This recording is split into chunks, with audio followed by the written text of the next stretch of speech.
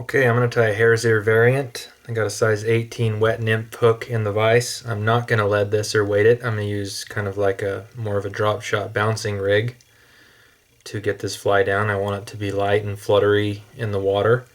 I've got some yellow Beneki thread. Dress the hook. Trim away the tag. And come back to about where the barb is. First thing I'm going to tie in is some partridge fibers. So I've got an old cape here, partridge. I'm going to look for one with some complete tips. This one's pretty haggard, but I'm sure I can find a few. Bear with me. Okay, there's one. Alright, so I've got one here with the tips complete. I'm just going to strip off the lower fuzzy stuff. Get rid of it, we don't need that. Okay, I'm going to select about 5 or 6 feather fibers, tear those off, and line those up to the hook shank. I'm going to measure them about 1 shank in length. Transfer grips, pinch and loop, and that looks good. If they're over corrected, you can always just loosen your turns and fix them up. But that'll work. Okay, trim those about 1 full body length. Next thing to go in is going to be my ribbing, which is going to be some holographic tinsel. I'm going to trim away 4 to 6 inches of this. This is size small. Tie it in. And when I tie this in, I'm going to tie it in a couple turns in front of where those tails start, the base of them. And I'll show you why here in just a moment. Tie all that in nicely. And come back. Okay, so if you can see where that tinsel starts, it's not right back to where the base of the tails are. I've got a little bit of thread behind it, and that's so that I can go ahead and bring my first wrap of dubbing behind the ribbing, and that way when I go to wrap the ribbing, it's not going to slide off into the tail area while I'm and come unraveled while I'm fishing. Also, it's going to lay in there nicely and not jostle the tails on that first turn. So for this one, I'm just going to do a natural hare's ear color. So I'm just going to grab a little bit of pre-blended dubbing. You're welcome to pick it off a mask or just use the blended stuff like I am here.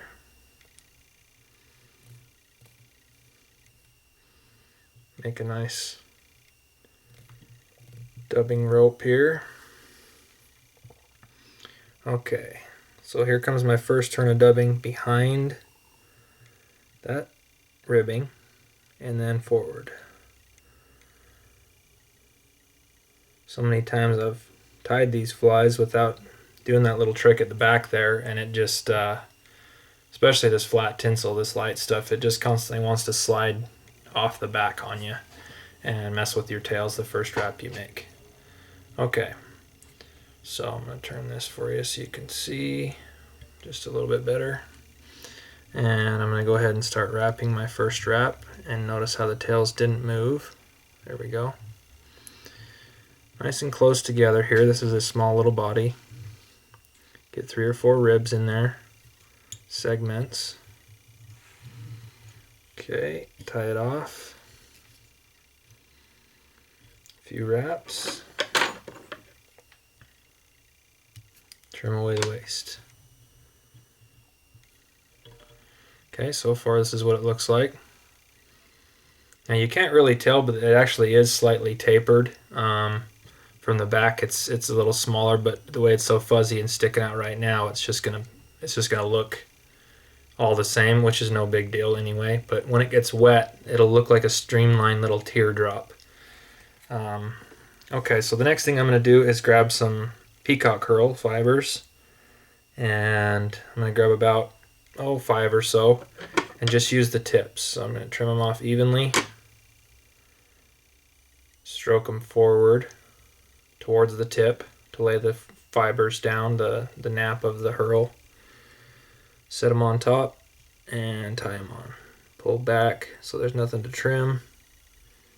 And then I'm going to just check how far I want to come back on that, and I want it to be at least a third to half of the body length there, so that the has a prominent wing case in there showing. Okay, now that I've got that tied down, I'm going to take my finger over the thread here, create a loop, a dubbing loop. You can see 2 strands of thread now. Lock that on, and then pass it over that new little V, which will close it. You can see right there at the very top I've closed it now by wrapping that thread around it, and then back over. Okay, take my thread up to the front, give it a half hitch to lock it in place there up by the eye. Okay, now I'm going to go ahead and slide in just a bit more dubbing, but this time the reason I'm doing the dubbing loop versus just dubbing it on as a rope is because I want it to be shaggy and have these little guard hairs stick out as legs. So I'm just sliding nice thin little picked out sections of rabbit fur.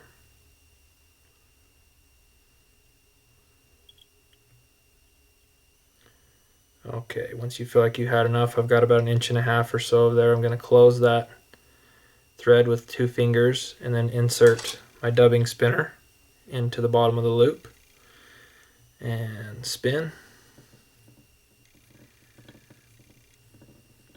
You can see it's making everything go together there. Okay, I'm just going to lightly pick out what didn't get caught in there. You can see I'm just going to put that back in my dubbing pile, reuse it again. And what should be sticking out is just a nice thin little bit with some guard hairs in it. Whoops, slipped my dubbing tool.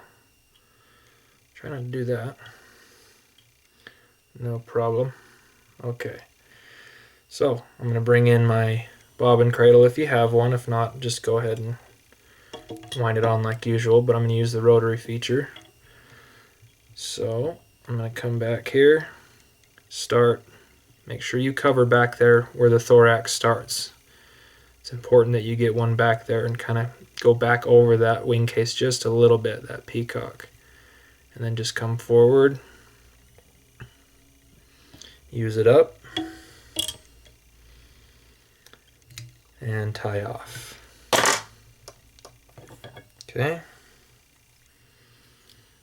Tie off. I'm going to sweep everything back, including the loop. And just make a wrap or 2 to clear the eye. And that'll lock in my dubbing loop as well. So here's the dubbing loop string, 2 strings. Trim it off. Use my fingers and preen down these legs, these feather fibers. Prepare the area for the wing case to come over. Okay, so I'm going to turn this for you so you can see it again.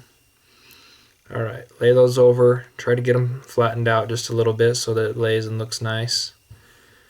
And tie off right on top like so. 2 in front, and then get back on top again and trim those off short. Again, I'm gonna just try and clear any feather fibers, or I'm sorry, hair in this case, fibers away from the hook eye. Build up just a small little head there, and whip finish.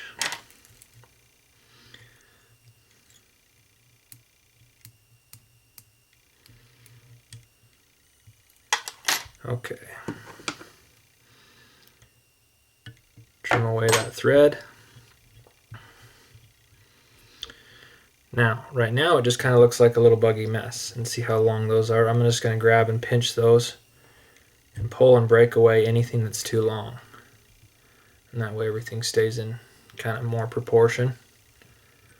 But honestly, when it gets wet, the buggier the fly, the better it tends to work anyway. So Let me get a little more light on here and see if I can get some. It's hard to get that gold holographic ribbing to show through. Oh, that's better. You can start to see it now. Okay, so you've got the few little tail feather fibers. This isn't like the original one that has a big bushy tail of guard hares. You've got a nice little tapered body behind there. Thorax is slightly thicker. I went with a darker wing case, which is peacock curl, which always works good.